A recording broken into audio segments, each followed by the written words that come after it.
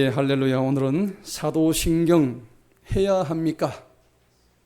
사도신경의 유래와 그리고 쟁점에 대해서 알아보는 시간입니다.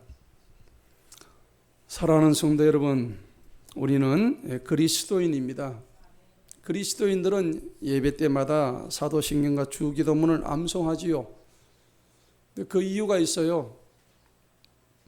그 사도신경에 기독교의 핵심적인 복음의 진리가 들어있기 때문입니다. 그래서 이 사도신경을 영어로 아포스톨스 크리드 했는데, 이 크리드가 뜻이 뭐냐면 경이란 얘기입니다. 경. 성경 할 때 이 경자입니다. 그래서 이 정경, 하나님의 이 정경이 캐논이란 얘기인데, 유일한 하나님의 말씀이란 얘기입니다. 뜻이. 그런데 이것을 이제 사도신경에서 경자를 붙이기는 했는데, 우리가 암송을 할 때마다 사실 무의미하게 암송할 때가 있지요. 그냥 입에 암송이 되다 보니까 저절로 나오는 거죠.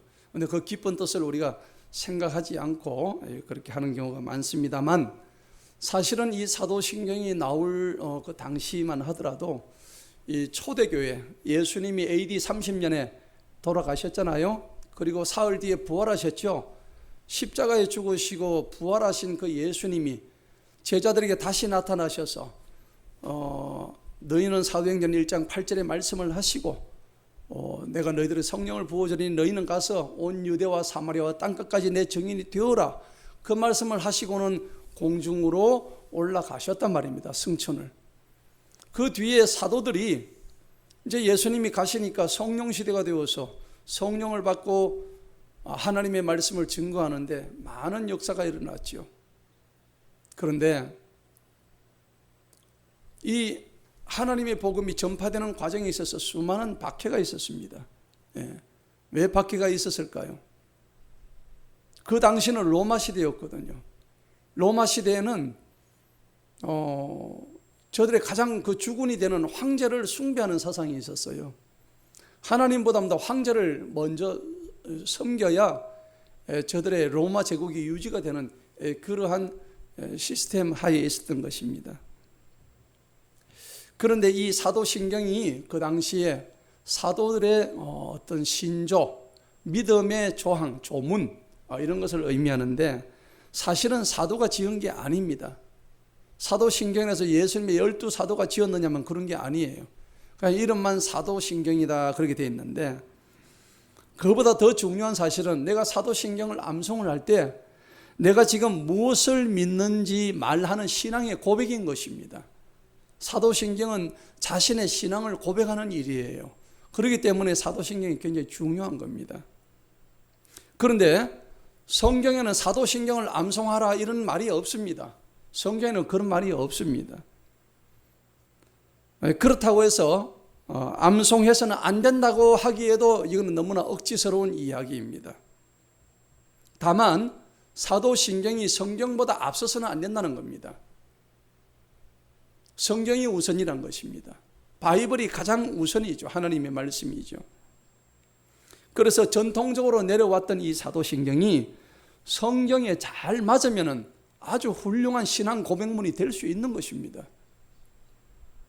그리고 그 과거에도 초대교회 시대에도 이 사도신경과 같은 이런 신조를 외움으로 인해 가지고 저 사람이 진짜 예수 믿는 사람인지 아닌지를 판가름하는, 그러니까 지금도 마찬가지잖아요. 지금도 이단인지 아닌지를 판별하는 기준이 바로 이 사도신경을 암송하느냐 안 하느냐에 따라 가지고 이 판별하는 기준이 되었다는 겁니다. 그런데 오죽하면 우리 옛날에 통합 측에 탕명한 소장이라는 분이 계셨어요. 그죠? 이단 문제연구소 소장님이었는데 그 이단들에 의해서 피습당해가지고 살해되었잖아요. 죽었죠. 이단들에 의해서 칼을 맞아 죽었어요. 그런데 그분이 하신 말씀이 사도신경 안 하면 한국교회 이단이다 그런 말을 해놓으니까 너나 없이 그냥 사도신경 한다고 그랬잖아요. 그렇게 이렇게 하나의 뭔가 기준이 돼가지고 하는 경우도 있었다는 얘기입니다. 그런데 한국의 침례교는 사도신경을 안 합니다. 예. 정확하게 얘기하면 사도신경보다도 신조, 조가 맞죠. 이 조자는 법률의 조문을 얘기할 때 이 조자입니다. 그래서 조문이 더 맞죠. 이 경까지는 올라갈 수 있는, 성경의 권위까지는 올라갈 수 있는 것은 아닙니다. 그렇기 때문에 신조가 더 맞습니다. 사도 신조가 정확한 말이 되는 것입니다. 그래서 사도들이 과거에 이 사도신경을 암송한 적이 없습니다. 그리고 예수님 시대에 사도신경이라는 것도 없었고요. 현실적으로 보자면 사도신경 하는 나라는, 암송하는 나라는 전 세계적으로 볼 때 로마 가톨릭과 한국의 장로교 이외에는 별로 없습니다. 예. 물론 다른 교단이 좀 있기는 하지만은,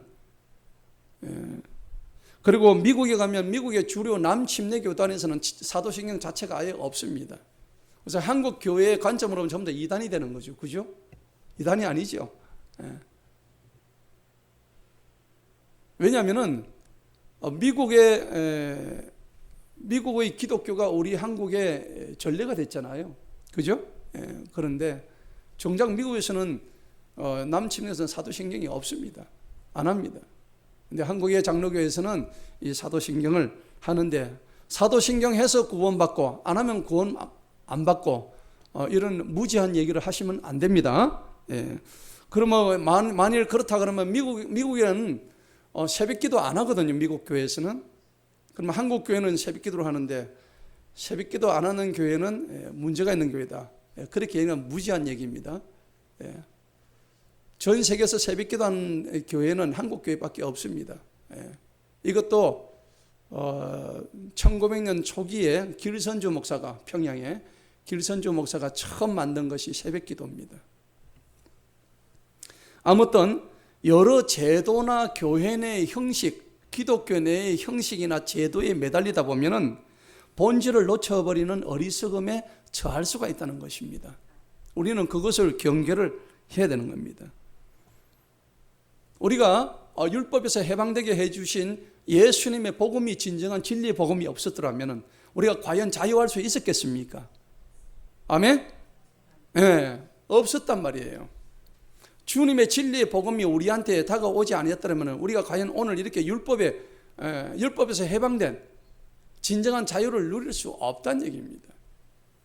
우리는 예나 지금이나 그냥 만약에 진리의 복음이 오지 않았더라면 유대의 율법에 매여가지고 아직도 억압된, 늘 매여있는, 착고에 매여있는 그런 형상의 신앙생활을 할 수밖에 없었다는 것이죠.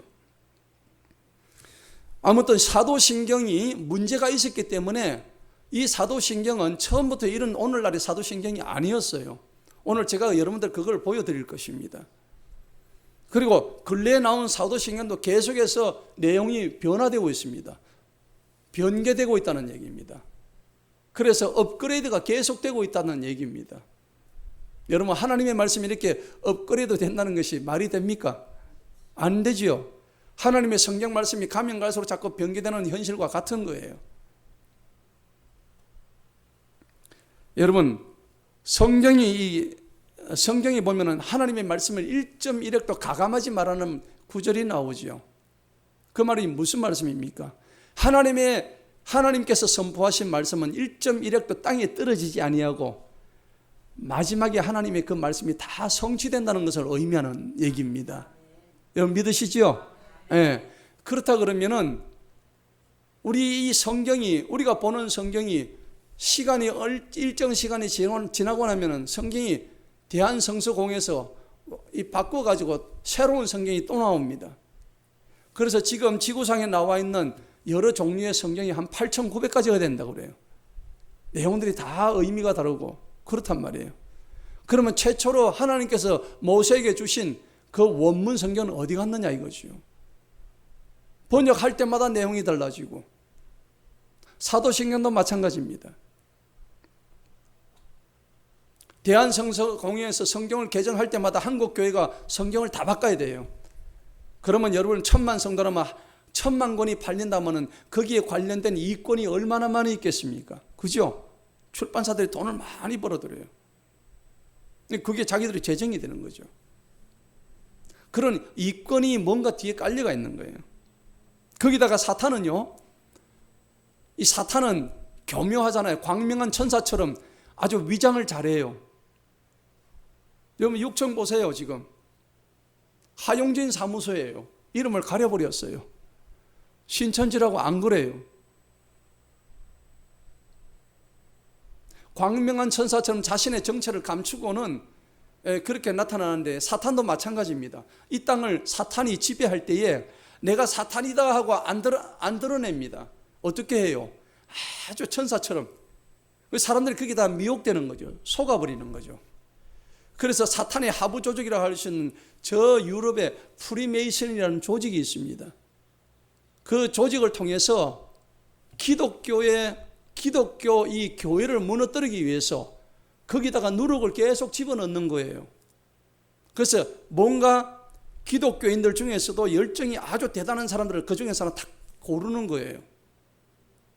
그래서 신흥 종교를 일으킨 사람 중에 보면은 전부 다 기독교를 잘 믿던 사람들이었어요. 자기 열정이 넘쳐가지고 하나님을 잘 믿어보겠다고 그런 사람을 돈을 주고 사는 거예요. 돈을 다 대주는 거예요. 그래서 네가 한번 종교를 만들어봐라. 그렇게 만드는 게 뭐예요? 바로 통일교입니다. 문선명의 통일교가 그 프리메이슨 돈을 받아가지고 그 종교를 만드는 거예요. 미국에서 만들었던 몰몬교, 여호와의 증인 다 똑같습니다. 그들의 출발은 기독교였습니다. 우리나라의 신천지도 똑같습니다. 하나님의 교회 모든 이단들 다 똑같습니다. 그래서 제가 늘 말씀드리는 거지만은 내 속에 이단이 있다는 걸 경계하셔야 되는 거예요. 이단이 멀리 있는 게 아니에요. 내가 이단이라고요. 내가 조금만 자칫 잘못한가면 내가 이단이 되어버린다는 거죠. 사단은 그런 것을 노려가지고 내 속에 누룩을 집어넣어버리고 성경 속에 누룩을 집어넣게 만드는 거예요. 그래서 심지어 지금 대한민국의 신학교 중에서 대한민국의 신학교는 이미 다 무너져 버렸어요. 안타까운 현실입니다. 지금 신학교가 근본주의 신학이 아닙니다. 전부 자유주의 신학입니다. 그래서 신학교 안에서 남녀 간의 동성애를 허용하자 이런 주장을 하고 있는 거예요. 여러분, 성경적으로 맞는 얘기입니까? 아닌데도 불구하고 지금 대한민국의 신학교 동성애로 다 무너져 있어요. 어느 신학교 할 것 없이. 이게 현실이란 말이에요. 신학교 학생들이 동성애를 지지하지 않는 신학교 교수를 갖다가 전부 다 나무라고 있고 쫓아내자고 하고 있는 이런 현실이란 말이에요. 신학교 안에 이단들이 들어오고, 그리고 사단이 이단을 믿는 대학 교수를 집어넣어요. 돈을 주고. 그리고 좌파를 막 집어 삼켜요. 좌파들이 막 들어옵니다. 동성애가 막 들어옵니다. 그래서 미혹의 영을 퍼뜨리고 이렇게 점차적으로 우리의 의식 자체를 마비를 시키는 거예요. 그런데 우리는 그걸 몰라요. 그냥 그렇거니 시대가 그렇게 흘러가니 그런 줄 알고 있단 말이에요. 그게 교묘한 사단의 방법이란 겁니다. 우리의 뿌리를 알아야 돼요. 성경의 본질을 알아야 되는 것입니다.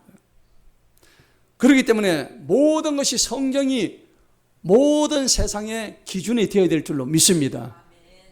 하나님 말씀만이 최고의 정경입니다. 불변의 진리입니다. 이 본질을 왜곡시키는 자들은 하나님의 준엄한 심판을 받게 되어 있어요. 우리 교회는 장로교회지 않습니까? 대한예수교회 장로교회입니다. 우리 교회도 사도신경의 문제점을 알고 있었어요. 그래서 그동안 공예배에서 암송하지 않고 저는 개인의 자율에 맡겼는데 일부 논란과 문제 구절들이 많이 있습니다. 오늘은 그 문제가 되는 구절들의 의미를 우리가 좀 알아봐야 될 것입니다. 왜 이게 문제가 되는지. 그리고 기존의 사도신경을 개정한 새로 번역된 새번역 사도신경이 나와 있지 않습니까? 그렇죠? 보셨죠, 여러분들? 근데 그것도 또 문제가 있다 해가지고 또 다른 또 사도신경이 또 나오고 있다고. 그러면 우리가 어디까지 이것을 봐야 될 것인가? 저도 이 부분을 놓고 많이 기도를 하고 있는데 하나님께서 이 개정된 사도신경 사용 여부를 제가 기도하면서 향후 하나님의 뜻을 구하고자 하고 있습니다.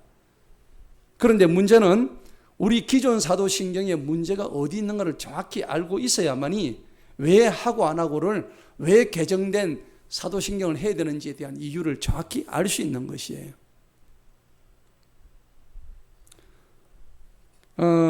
여러분, 분명해서 사도신경은 성경이 아닙니다. 오해하시면 안 돼요. 성경의 내용을 추출해 놓은 것입니다. 그래서 사도신조, 또 정확히 말하면 사도들이 만든 그 신경이 아니란 얘기입니다. 거룩한 무리들이 만들었어요. 그래서 거룩한 무리를 한문으로 할 때 종도라 그래요. 따를 종자, 무리도자. 거룩함을 따르는 무리들이 만든 하나님의 신조. 그래서 과거에는 종도, 신경 이렇게 얘기를 했단 말이에요. 사도가 아니고. 서방교회의 주요 기독교 교파가 신앙하는 일종의 신앙 고백문입니다. 자, 먼저 오늘 사도신경의 유래에 대해서 제가 말씀을 드리고자 하는데, 이 사도신경은, 자, 먼저 한번 원문을 한번 보시겠습니다. AD 724년도에 여러분들 보시다시피 로마 가톨릭 교회에서 제정된 것이 오늘날의 사도신경입니다. 이게 쭉 보시면은 나오는데, 이 사도신경의 유래에 대해서 제가 말씀을 드립니다. 이 사도신경은 처음에 예수님이 AD 30년에 돌아가시고 부활하시고 승천을 하셨습니다. 그래서 사도들이 이제 그 이후에 이제 점차적으로 나이가 들고 또 순교를 하고 죽습니다. 그리고 사도들의 제자들이 계속해서 계승해서 신앙을 전성을 시킵니다. 그러는데 AD 한 200년까지 이 사도들이 많은 박해를 당하면서 복음을 굉장히 강력하게 전파를 합니다. 아까도 제가 말씀드렸다시피 이 당시 로마는 세계의 중심국가였어요. 모든 길은 로마로 통한다고 했잖아요. 근데 로마로 가는 거기서 무슨 일이 있었냐니까, 아까도 말씀드렸다시피 로마의 가장 중심은 누구예요? 황제잖아요. 황제 숭배 사상이 아주 극심했던 것입니다. 저들에게 주님은 예수님이 아니고 황제가 주님이었어요. 로마라는 나라는 이방 종교에 대해서 굉장히 관용했습니다. 다 허용 다 했습니다. 다 했는데 문제는 다른 종교는 로마 황제를 주님이라 하면 인정을 하는데 기독교만 인정을 안 하거든요. 우리의 주님은 로마 황제가 아니야, 우리의 주님은 예수님이야, 하나님이야, 이렇게 얘기를 하니까는 도저히 눈뜨고는 봐줄 수가 없는 거예요. 그러니까 어떻게 해요? 네로 황제 때에 사람을 때려 죽이는데 말도 못하게 잔인하게 죽였어요. 살아있는 사람 눈알을 뽑고요, 손톱을 뽑고, 불태우기도 하고, 굶겨가지고 사자 그 우리 안에 집어넣고요. 그리고 심지어는 로마 그 대화재라는 사건을 통해 가지고 그 죄를 누구한테 뒤집어 씌워요? 기독교인한테 뒤집어 씌우는 그러한 일들을 했단 말이에요. 그래서 로마 제국이 점차적으로 기독교를 이렇게 박해를 했는데, 오히려 그러면 그럴수록 기독교는 카타콤을 통해서 지하에서 살면서 기독교를 더 확산을 시켰어요. 그러니까 여러분, 기독교는요, 밟으면 밟을수록 더 커지는 종교라니까. 그게 이 기독교의 정말 특징이에요. 왜? 진리이기 때문이에요. 진리는 아무리 억눌러도 진리는 살아나는 것입니다. 그러면 그럴수록 당시 기독교인들은 지식층이 아니었어요.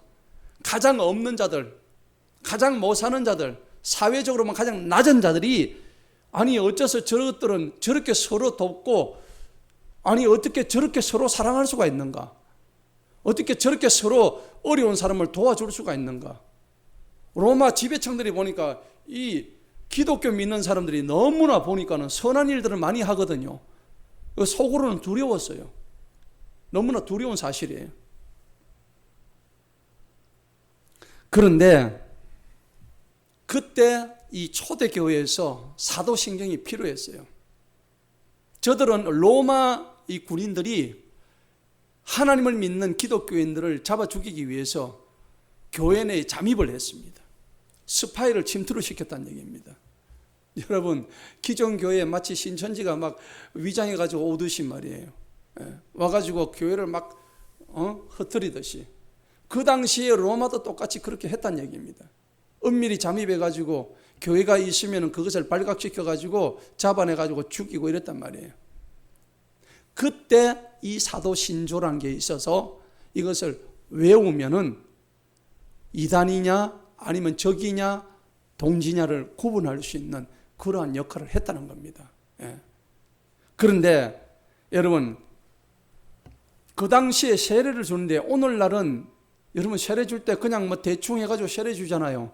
그 당시에는 초대교회 때는 3년을 다녀야만이 세례를 줬습니다. 그럴 정도로 내부적으로 굉장히 엄격했다는 얘기입니다. 그리고 성경 교사들 앞에 인도돼 가지고 교육을 상당히 받은 후에 세례를 받는데 왜 그랬을까요? 교회의 거룩함을 지키지 않으면 안 되는 시기였거든요.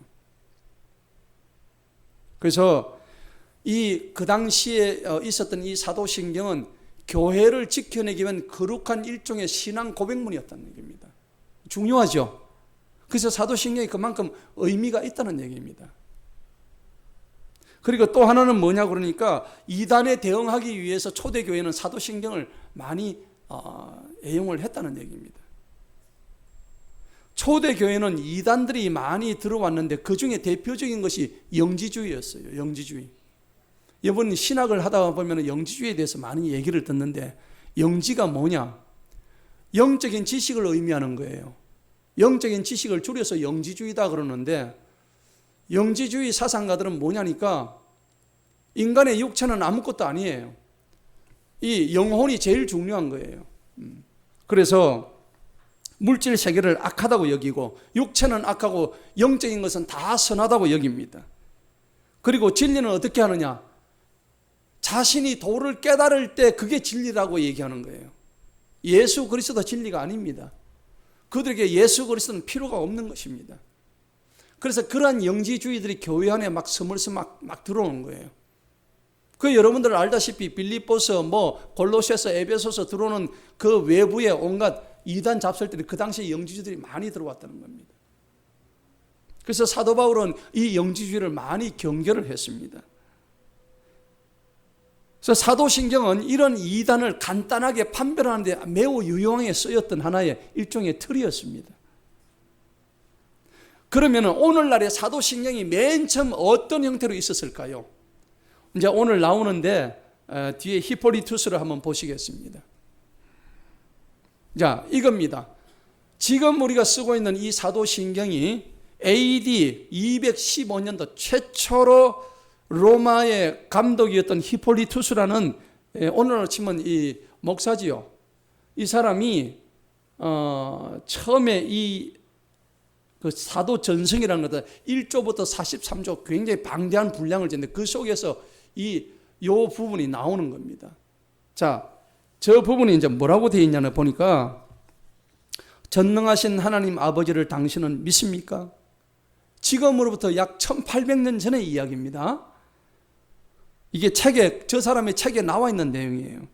하나님의 아들 그리스도 예수 성령으로 동정녀 마리아에게 나시고 본시오 빌라도, 우리는 본교로 내면 본시오 빌라도 통치 아래에서 십자가에 못 박히시고 돌아가시고 묻히셨으며 사흘날에 죽은 이들 가운데서 부활하시고 하늘에 올라가시고 성부 오른편에 앉으셨으며 산 이와 죽은 자를 심판으로 오시리라 믿습니까? 이렇게 물어보는 거예요.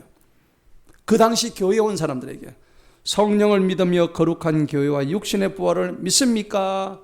라고 물어보는데 이게 215년, 지금으로부터 무려 한 1800년 전에 이게 최초로 만든 거예요. 여러분 이걸 보니까는 사도 전성이라는 걸 보니까는 오늘날 사도신경의 원형이 될 수 있겠다 싶죠? 많이 비슷하죠? 여기서 비롯된 거예요. 그러면은 이것을 그대로 쓸 수는 없으니까 뒤에 넘어갑니다. AD 325년 가면은 325년 전에 뭐가 있었냐니까는 AD 313년에 콘스탄티노플 대제에 의해서 로마에 의해서 기독교가 그 나라의 국교로 공인이 되는 사건이 일어납니다. 로마의 국교로 기독교로 공인이 되는데 기독교가 좋아서 공인된 게 아닙니다. 제가 지난번 수요일날 말씀을 드렸다시피 바로 그거예요. 좋아서 기독교를 국교로 인정한 게 아니라 저들의 정치적인 목적을 달성하기 위해서 했다는 얘기입니다. 그럼에도 불구하고 온갖 이단들이 계속해서 오는데 이 니케아 종교회의가 325년도에 있었어요. 자, 이것을 여러분들 보시면 너무나 긴데 여기도 사도 전성을 기본으로 해가지고 여기 살을 붙였던 내용을 알 수가 있습니다. 자, 먼저 한번 그 앞부분만 제가 읽어보도록 하겠습니다. 우리는 천지의 창조자이며 모든 보이는 것과 보이지 아니하는 것을 만드신 한 분의 전능한 하나님 아버지를 믿습니다. 우리는 또한 하나님의 독생자이신 한 분의 주 예수 그리스도를 믿습니다. 이래가지고 쭉 나오죠. 예. 쭉 나오고 맨 밑에 보니까는 그는 성부와 성자와 함께 예배와 영광을 받으시며 거룩한 선지자들을 통해 말씀하셨습니다. 그리고 우리는 하나의 거룩하고 사도적인 세계교회를 믿습니다. 우리는 죄의 용서를 주시는 하나의 세례를 믿으며 죽은 자의 부활과 내세의 삶을 기다립니다. 아멘. 앞에 있는 사도전성하고 100년 뒤에 나왔던 니케아 신경, 이거와는 조금 차이는 있지만 훨씬 보강된 느낌이 있습니다. 그렇죠? 예. 요때 중요한 니케아 회의에서 이단 아리우스파란 게 있었어요. 그런데 이단 아리우스파는 삼위일체 하나님을 부정했습니다. 그래서 정통 아다나시우스파가 아리우스파를 완전히 이단으로 몰아버리는 사건이 니케아 종교회에서 일어납니다. 역사적으로 굉장히 중요한 이 사건이 있습니다. 그래서 사도신경은 지금 보시는 니케아 신경을 또 바탕으로 해가지고 점차적으로 또 달라집니다. 자, 그러다가 니케아 콘스탄티노플 신경, 칼게돈 신전 451년에 또 바뀝니다. 그러다가 지금의 사도신경 724년도에 로마 가톨릭 교회가 최종적으로 이 사도신경을 수용하면서 탄생한 것입니다. 그래서 사도신경이라는 명칭을 맨 먼저 만든 사람이 누구냐? 이태리 밀란의 목사였던 암브로스라는 사람이었습니다. 암브로스가 맨 처음 사도신경이라는 이름을 갖다 붙인 사람이에요. AD 724년입니다. AD 340년입니다. 자, 그런데 그는 이런 말을 했어요. 사도신경은 12명의 사도가 다 갖다 붙였다 했는데 성경적으로 그런 말 전혀 없습니다. 성경에 그런 말이 없습니다. 아무튼 여러 신경들, 여러 신조들이 뭉쳐서 드디어 오늘날의 사도신경이 나온 게 AD 724년이라는 것을 여러분들 꼭 기억하십시다. 예. 그래서 AD 900년 정도 가면은 완전한 지금의 형태의 사도신경이 나오게 됩니다. 자, 다음 PPT 한번 보십시다. 자, 요거는 가톨릭 사도신경입니다. 가톨릭 사도신경인데 여러분들 지금 우리가 개신교 사도신경이 좀 다르죠?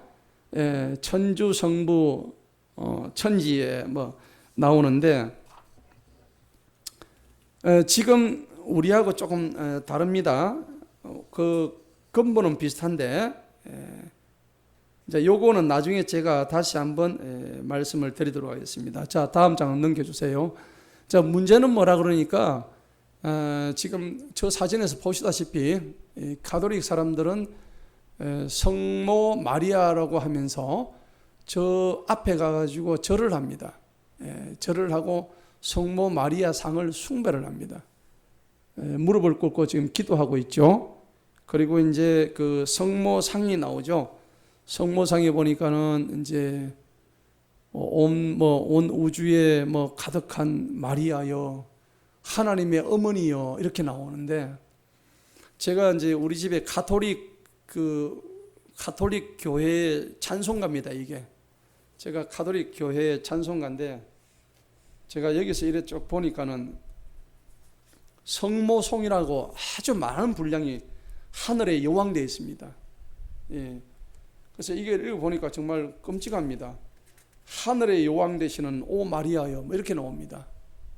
여러분, 하늘의 여왕은 누구냐니까 세미라미스, 예? 우리가 배웠지 않습니까? 이시리스, 세미라미스, 예. 이 교도에서 말하는 그러한 종류의 여신들을 의미하는 거예요. 그런데 하늘의 여왕 되시는 오 마리아여, 케루빔이여, 천상의 어머니요, 하나님의 어머니요, 이렇게 나옵니다. 그리고 여기 241쪽에 보니까 바다의 별이여, 천주의 성모요, 하나님 아버지의 거룩한 어머님이래요. 우리로 하여금 모든 걸 이루어 주소서, 이렇게 나옵니다. 그래서 이 성모를 찬양하는 성가가 엄청나게 많이 나옵니다. 마리아의 노래, 로사리오의 기도, 이렇게 다 나와요. 그래서 하늘의 여왕, 하늘의 여왕, 여기는 하늘의 여왕이 지금 계속 나오고 있어요. 자, 그래서 이 서방에서 만들었던 사도신경의 이 근본이 성모 마리아를 숭상하기 위한 계략 속에 있었다는 것을 제가 이따가 말씀을 드리도록 하겠습니다. 자, 중요한 것은 뭐냐? 여러분들 캐톨릭이라고 그러는데, 여러분 카톨릭을 왜 카톨릭이라고 하는지 여러분 아셔야 됩니다. 카톨릭을 영어로 지금 이렇게 캣 플러스 홀릭이라고 되어 있잖아, 그죠? 캣는 뭡니까? 뜻이 고양이죠. 캣에다가 홀릭, 여러분 홀릭은 뜻이 중독된다, 미쳐버린다, 이런 뜻입니다. 그죠? 그러니까 뭐에 미쳤습니까? 고양이에 미쳐버렸죠. 근데 고양이는 세계 옥스포드 사전, 웹스터 민스터 그 영문 사전에 보면은 원뜻이 뭐라고 되어 있냐니까, 고양이는 사탄을 의미합니다. 마귀. 그 다음에 여러분 한밤중에 고양이 눈 한번 보셨나요? 빠자빠자 하잖아요. 기분 좋습니까? 창문 틈으로 싹 고양이가 째려보고 있으면. 그렇죠? 예. 근데 원뜻이 고양이는 사탄으로 나와 있습니다. 근데 이제 우리는 그런 걸 잘 모르잖아요. 근데 왜 자기들의 종교의 이름을 카톨릭이라고 했을까요? 이런 뜻이 숨어 있다는 것을 여러분들 아셔야 됩니다. 고양이에 중독됐다, 고양이에 미쳐버렸다, 다른 말로 하면 사탄에 미쳤다 얘기입니다. 저 뜻이 카톨릭의 원뜻입니다. 여러분들 꼭 아시기 바랍니다. 자, 어찌됐든 이 사도신경이 로마 카톨릭에 의해서 잘못 사용되기는 했지만은, 그 사도신경에서 우리가 볼 수 있는 기독교의 교리가 많이 있습니다. 자, 한번 보실까요? 사도신경 안에는 성삼위일체 하나님 교리, 즉 우리가 조직신학에서 말하면 신론이 들어있고요. 그 다음에 성령이 나오게 되면 성령으로 잉태되신 예수 그리스도, 기독론, 그 다음에 성령론이 들어있습니다. 그 다음에 죽음과 부활을 얘기하죠. 그래서 기독론도 들어옵니다. 그 다음 마지막 종말을 얘기하기 때문에 종말론 들어옵니다. 그 다음에 거룩한 교회 이야기 때문에 교회론도 들어오고요. 그 인간은 죄인이다 하니까 인간론도 들어오고, 그 다음에 인간을 구원하기 위해서 이 땅에 예수 그리스도께서 오셨다는 일종의 구원론을 이야기하고 있다는 것입니다. 그래서 사도신경 그 짧은 글 안에 이런 조직신학적인 그 신론들이 다 들어있다는 것을 의미하는 것입니다. 자, 이제 우리가 마지막으로 사도신경을 우리가 왜 해야 되느냐, 꼭 해야 되느냐, 그 부분적으로 문제가 되는 부분을 마지막으로 좀 정리하겠습니다. 자, 사도신경은 성경의 핵심이라고 얘기들 많이 하죠. 성경의 진리를 가장 간략하게 요약했다고 얘기하는데, 지금 나와 있는 기존의 사도신경의 문제점에 대해서 여러분들 아시고, 개정된 사도신경에 대해서 우리가 지식을 가지고 있어야 됩니다. 자, 먼저 맨 처음 우리 사도신경을 한번 보여주세요. 원사도신경. 예. 원사도신경 맨 앞에 것만 보여주세요. 그 앞에 있는 거. 맨 앞에 있던 거.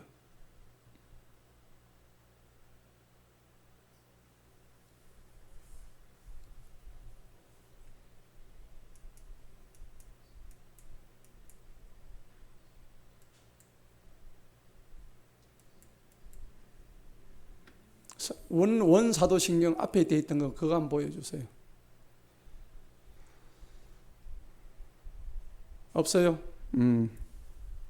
네, 됐습니다. 그러면 자, 먼저 기존의 우리 사도신경의 문제점에 대해서 다시 한번 이제 말씀을 드리도록 하겠습니다. 자, 전능하사 천지를 만드신 하나님 아버지를 내가 믿사오며라고 했는데, 자, 여기서 우리가 신학적으로 이제 여러 가지 의미가 있는데 어떻게 얘기를 하냐니까, 만드신 천지를 만드신 하나님 아버지 돼 있죠. 그런데 하나님은 천지를 만드신 게 아니고 창조하셨습니다.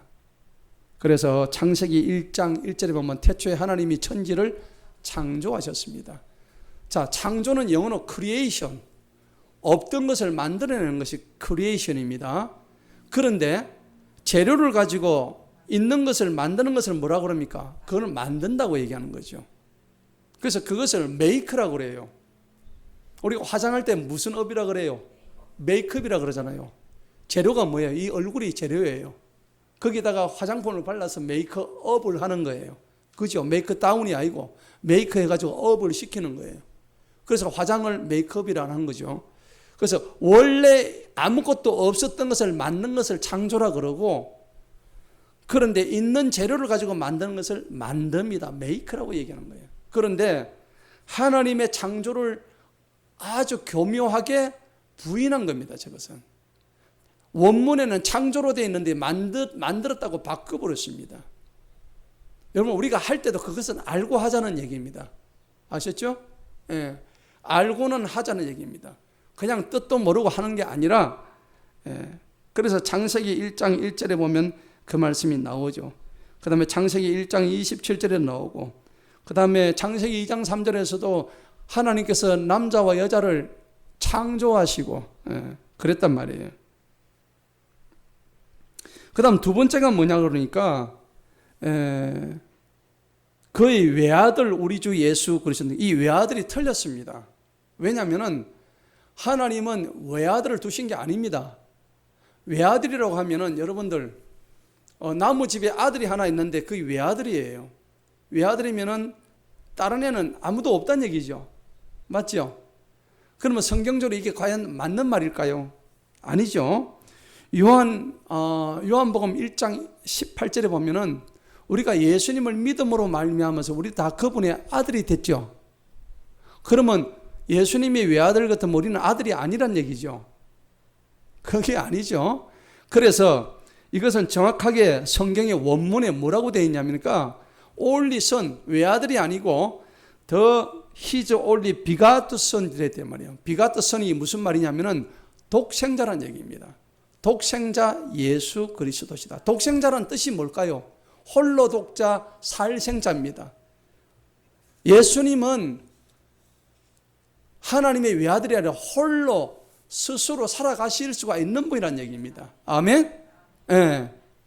예수님은 하나님이 낳은 아들이 아니고 예수님 그 인격 자체가 하나님이시란 말입니다. 예. 삼위 하나님 중에 한 제2위인 성자 하나님으로 나타나신 거지, 예. 우리의 인간의 개념으로 아버지가 아들을 외아들로 낳았다 이런 개념이 아니란 얘기입니다. 독생자라는 뜻은 홀로 스스로 얼마든지 충분히 계실 수 있는 그런 독특하신 분이 독생자입니다. 그래서 요한복음 1장 12절에 보면 예수 그리스도를 구세주로 영접한 사람은 누구든지 하나님의 아들이 된다고 나와 있습니다. 그런데 왜 사도신경에서는 그분의 외아들이라고 그렇게 얘기해요? 우리는 그러면 나무 자식입니까? 아니지 않습니까? 이런 것도 지금 원문을 바꾸어 버렸습니다. 독생자로 바꾸는 것이 정확한 것입니다. 그래서 바꾸어 놓은 것입니다. 그의 유일하신 아들 우리 주, 저것도 세번역 사도신경인데 저것도 독생자를 갖다가 쓰기 싫어서 저렇게 했던 것입니다. 자, 그 다음에 성령으로 잉태하사 동정녀 마리아에게 나시고 나와 있는데, 사실 이것도 보면은 마리아를 부각시키기 위해서 성부, 성자, 성령이 나와야 되는데 마리아를 먼저 집어넣어 버렸어요. 그죠? 예. 성부, 성자 다음에 성령이 나와야 되는데 마리아를 집어넣고 이 마리아를 평생 동정녀로 살았다고 그렇게 얘기합니다. 그래서 천주교의 대표적인 잘못된 교리 중에 하나가 무염시태라는 교리가 있어요. 무염, 오염이 안 됐다는 얘기입니다. 시태, 원죄가 전혀 없으신 성모 마리아로 얘기하는 거예요. 맞아요, 틀려요? 틀리죠. 마리아는 그저 사람일 뿐이에요. 죄 많은 인간이에요. 그 중에 한 사람으로 택하심을 받은 거예요. 예. 우리가 만약 그 당시에 있으면 우리도 택하심을 받을 수가 있었단 말이에요. 그지요? 아멘? 예. 그 중에 택하심 받은 한 여인일 뿐이었습니다. 로마서 3장 10절에 의인은 없나니 하나도 없다고 했는데 성모 마리아 성자를 함부로 붙이면 안 돼요. 거룩할 성자는 오직 한 번, 거룩하시면 오직 한 번 여호와 하나님밖에 없어요. 그런데 사람 앞에 성자를 붙이는 것은 말이 안 되는 거예요. 성인이란 자체도 말이 성립이 안 돼요. 거룩할 성자. 그래서 여러분들 성도는 관계가 없지만 성인. 그래서 저들은요 죽은 사람을 성인의 이름을 갖다 붙이는 거예요. 베드로도 성인이에요. 요한도 성인인데 여러분 베드로 성인이 아닙니다. 그냥 예수님의 제자일 뿐이고 사도일 뿐이지 거기다가 베드로를 성인이라고 얘기하는 것은 그건 하나님을 모욕하는 일이란 말이에요. 오늘 근데 동정녀 마리아가 여러분 마리아가 예수님을 낳고 난 뒤에 동생들 안 낳았습니까? 낳았죠. 많이 낳았잖아요. 4명이나 낳았잖아요. 야고보, 요셉, 시몬, 유다 다 낳았잖아요. 자기 동생들이 다 있었어요. 근데 평생 동정녀로 살았다는 말이 안 되죠. 그런데 저들은 마리아를 높이기 위해서 평생 동정녀로 살았다고 거짓말하고 있어요. 그래서 영어로 말이에요. 킹제임스 영어에 보면은 분명히 나와 있어요. 버진은 처녀란 얘기거든요. 남자를 가까이 하지 않은 처녀란 얘기예요. 라고 붙은 것은 영어 A는 한 사람의 처녀예요. 그냥 한 처녀일 뿐이에요. 그런데 이것을 더 버진해가지고 V를 대문자로 썼어요. 영어에서 대문자를 쓰면 이것은 대명사란 얘기예요. 최고 중에 최고의 처녀란 얘기입니다. 영원한 처녀란 얘기입니다. 아니죠. 마리아는 처녀 아니었어요. 예수님을 낳고 난 뒤에 계속해서 요셉과의 관계 속에서 아이를 4명을 더 낳았다는 얘기입니다. 이걸 다 숨기고 있단 말이에요. 사도신경을 통해서 마리아 숭배 사상을 집어넣었던 것입니다. 그 다음 이제 4번째가 뭐냐니까 본디오 빌라도에게 고난을 받아서 십자가에 못 박혀 죽으시고, 여러분 고난을 본디오 빌라도에게 받았다고 전부 다 거짓말하고 있습니다. 예수님이 고난 받으신 것은 누구 죄 때문이에요? 내 죄 때문은 아니에요. 맞죠? 그런데 본디오 빌라도에게 고난을 받아서 본디오 빌라도에게 다 넘겨버려요. 그래서 사람들이 사도신경 할 때 이거는 내 죄가 아니구나. 예수님이 고난받은 것은 내 죄 때문이 아니고 본디오 빌라도 때문에 고난을 받으셨구나. 이렇게 해서 여긴단 말이에요. 그런데 원문에는 뭐라고 되어 있냐니까 본디오 빌라도의 통치 아래, 저기도 본디오 세 번역도 똑같습니다. 본디오 빌라도에게 고난을 받았다. 저거는 나름대로 의미는 있어요. 본디오 빌라도 시대의 통치하에서 고난을 받은 것은 사실입니다. 왜 저게 또 중요한 의미가 있냐면은 예수님이 역사적으로 본디오 빌라도에게 고난을 받았다는 것은 역사적으로 생존했다는 것을 나타내는 거죠.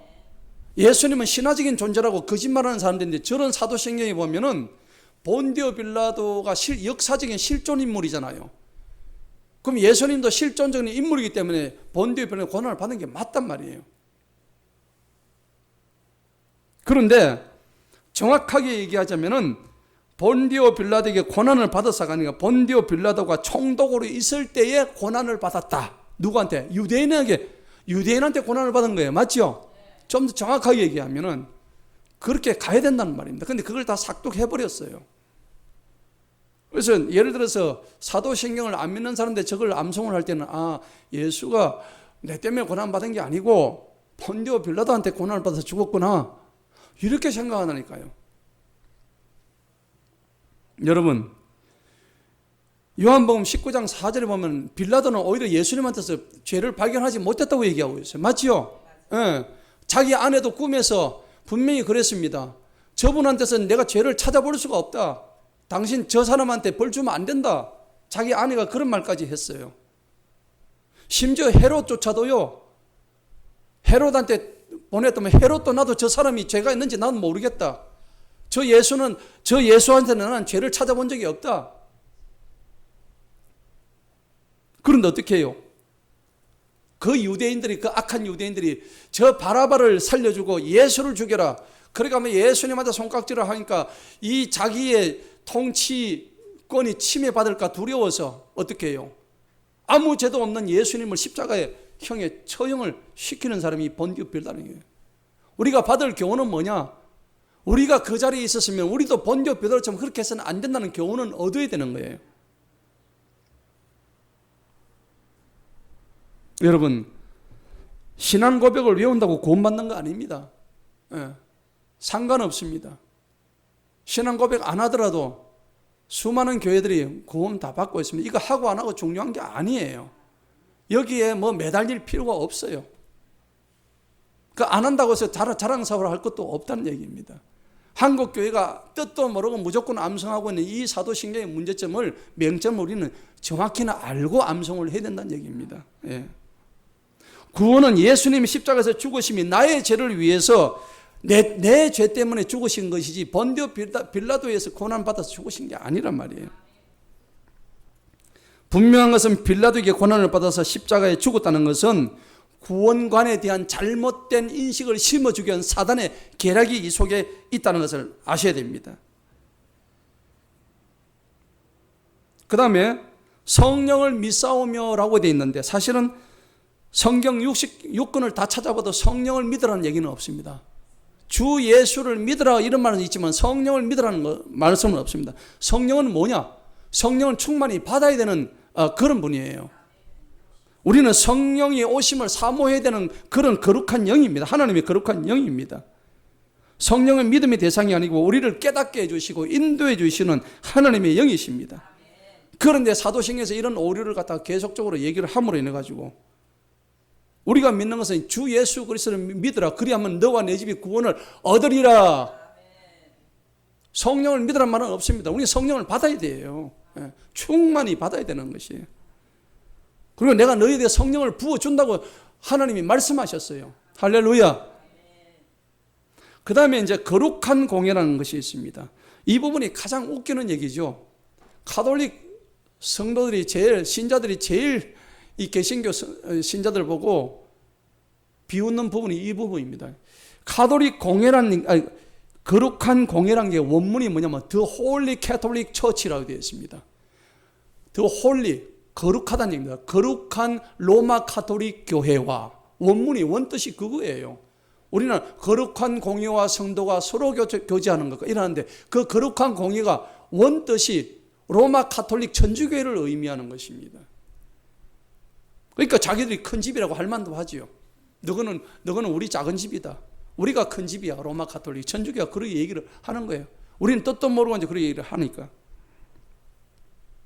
근데 이제 거룩한 공예라고 하는 게, 교회라는 게 뭐냐니까, 원문에는 이 캐톨릭이란 말이 원래 아까 그 고양이에 홀렸다 이런 얘기인데, 또 다른 뜻은 뭐냐면 보편적이다, 유니버셜하다, 전 우주적이다, 그런 뜻도 있어요. 그렇기 때문에 사도신경이 쓰여진 이 배경을 보면은 베드로를 초대교황으로 모시고 있던 당시 가톨릭 교회로서는 땅 위의 모든 교회를 다 의미하려고 이 거룩한 홀리 캐톨릭 처치를 갖다 붙인 거예요. 자, 그래서 우리가 이런 것도 좀 주의를 해야 되고요. 그 다음에 이제 성도가 서로 교통한다, 그래 돼 있죠. 이것은 사실은 원뜻이 뭐냐 그러니까, 저들이 우리가 성 바돌로메, 성 베드로 성당, 이태리 가면 그런 성당이 있거든요. 앞에다 뭘 붙여요? 성을 붙여요. 성. 거룩하다는 얘기입니다. 그런데 이 거룩함이 영어로 뭐냐 그러니까 saint예요. saint. S-A-I-N-T. 그런데 로마 가톨릭에서 saint를 갖다 붙일 때는 어떤 사람한테 붙이냐면 죽은 성인들을 갖다 붙이는 거예요. 베드로 죽었잖아요. 요한도 죽었죠. 김대건 신부 죽었죠. 그러니까 성 김대건 이렇게 얘기하는 거예요. 그거는 잘못된 겁니다. 거듭 얘기하지만은, 그러니까 죽은 사람과 죽은 성인과 교통하자는 얘기입니다. 여러분, 이게 죽은 사람과 교통한다는 것은 성경적으로 보면 옳은 일이 아니죠. 이거는 강신술이에요, 강신술. 귀신의 세계가 우리가 죽은 영혼들을, 죽은 그 혼들을 불러들이는 게 제사잖아요. 제사할 때 여러분 어떻게 해요? 초혼제 하지요. 초혼이 뭐예요? 불을 초자, 초대할 초자, 혼을, 죽은 혼을 불러낸다는 겁니다. 그래서 여러분들 제사할 때 여러분들 향불을 피우고 촛불을 피우고 그래서 뭐 주문을 외웁니다. 지방을 태우고요. 불로 태울 때 그때 뭐냐, 그 제사 음식 그 상에 귀신들이 덕지덕지 붙어 있어요. 모르고 막 먹는다니까요. 너무나 무서운 현상이에요. 그래서 저들이 성도와 서로 교통한다는 거 일할 때 왜 그렇게 하냐면, 죽은 성인에게 기도를 하면은 그 베드로 성인이 쌓아놓은 공적이 누구한테 와요? 지한테 온다 이거예요. 그러니까 죽은 성인한테 기도를 해야 되는 거예요. 잘못된 거예요. 그래서 가톨릭 신자들이 죽은 성인 앞에서 가가지고 촛불을 켜놓고 기도하는 이유가 바로 그겁니다. 그렇게 가르치고 있어요. 하나님이 가장 미워하는 것이 강신술이에요. 죽은 영혼을 불러가지고 강신하는, 요건 누가 하냐면 사단과 마귀가, 귀신이 하는 짓이에요. 하나님 제일 싫어하시는 거예요. 율법에는 귀신과 교류하면 돌로 쳐 죽이라 되어 있다고. 귀신과 이 서로 교제하면 돌로 쳐 죽이는 게 율법이에요. 그럼에도 불구하고 천주교에서는 모든 죽은 성인들과 통공을 믿습니다. 통공이 뭐예요? 서로 통한다는 얘기입니다. 죽은 영혼하고 통해요. 죽은 자들 이름으로 기도하고요. 죽은 자를 위해서 봉사하고 죽은 자를 위해서 헌금까지 합니다. 잘못된 겁니다. 그런데 개신교에서는 성도가 서로 교통하는 것을 모든 지상의 성도들이 교통하는, 그렇게 생각하는데 원뜻이 거기에 있다는 걸 알고 기도하셔요. 저는 알고는 기도 못 하겠더라고. 그래서 원래 모든 성인들과 통공을 믿는다를 성도가 서로 교통하는 걸 이렇게 바꿔놓은 건데, 이것도 문제가 있습니다. 그리고 얼마나 이 사도신경이 잘못됐냐면은 원래 빠진 게 있어요. 이 신앙 고백을 맨 마지막에 이런 게 있었어요. 이거 빠뜨린 거예요. 이 신앙 고백을 반대하는 자에게는 저주가 있을지어다. 이게 원래 사도신경에 들어있었다고요. 이걸 고산에 뺐습니다. 예. 예.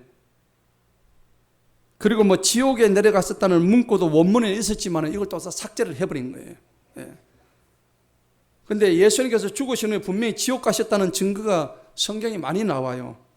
킹제임스 성경 마태복음 12장 40절에 보면은 예수님께서 요나와 같이 그 사람의 아들도 밤낮으로 사흘 동안 땅의 심장부, 지옥의 위치가 땅의 심장부에 있거든요. 거기에 있었다는 얘기가 나와요. 에베소서 4장 9절에도 똑같은 말씀이 나와요.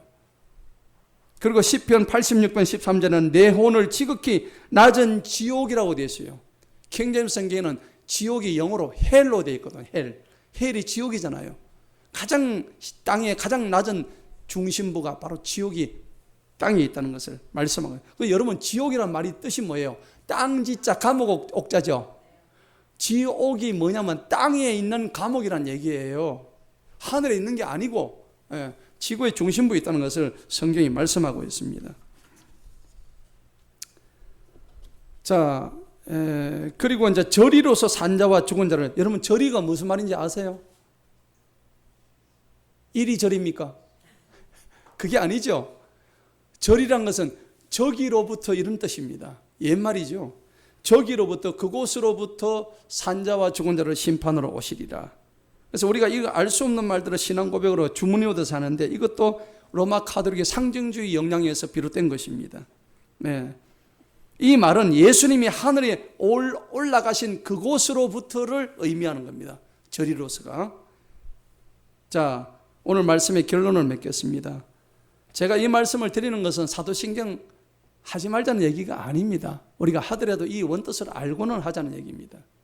그래서 사도신경의 부적격성을 지금 나와 있는 그 부적격 이유를 정리해 보자면은, 사도들이 기록한 것이 아닙니다. 사도신경은. 그 다음에 외우기에 만들어진 것이 아닌 이단 판별을 위한 것이었죠. 그리고 성경적으로도 매우 미흡한 신앙 고백이 되어 있다는 겁니다. 어떤 부분은 성경과 다릅니다. 그리고 미시적인 요소가 많이 개입이 됐고요. 또 무엇보다 결정적인 것은 사도신경은 로마 천주교, 로마 가톨릭의 교묘한 함정이 있음을 우리가 알 수 있는, 그게 뭐냐? 하나님보다 교황을 먼저 앞세우고 있다는 겁니다. 하나님보다 성모 마리아를 숭배하는 사상이 이 안에 다 들어가 있다는 겁니다. 여러분 아시는 우리가 그 대한민국 독립일이 몇 월 며칠이에요? 그렇죠. 8월 15일이죠. 원래 8월 15일이 무슨 날인지 아세요?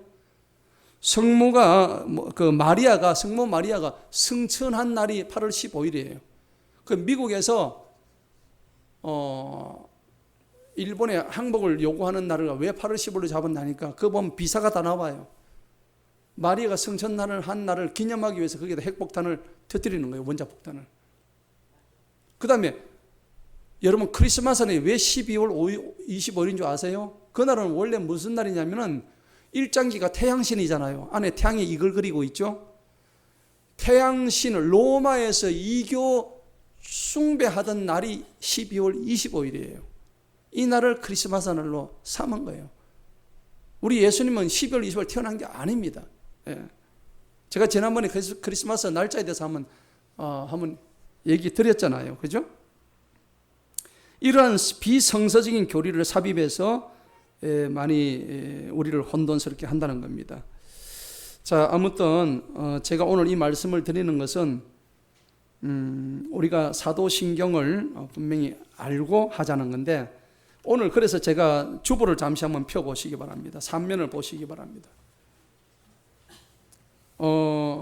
저희가 그 침례교회에서는 이걸 잘 안 하는데, 그래도 우리 장로교에서는 이 사도신경을 하기 때문에 우리 교회 오면은 왜 사도신경을 안 합니까? 그러는데 여러분들이 분명히 알고 이 말씀을 해주시고, 그리고 사도신경을 해서 뭐 기존에 나와 있는 사도신경을 해서 뭐 구원 못 받고 그런 거 없습니다. 예.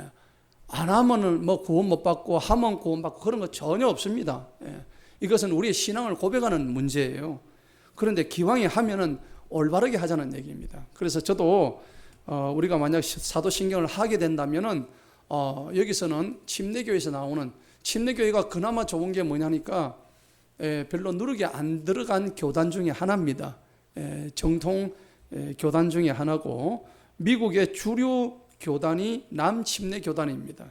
그래서 안 하는데 한국에 들어와서 이러한 지금 오염을 좀 많이 배제한, 그래서 제가 행복한 침례교회에서 제가 받았던 새 신앙 고백이라는 내용입니다.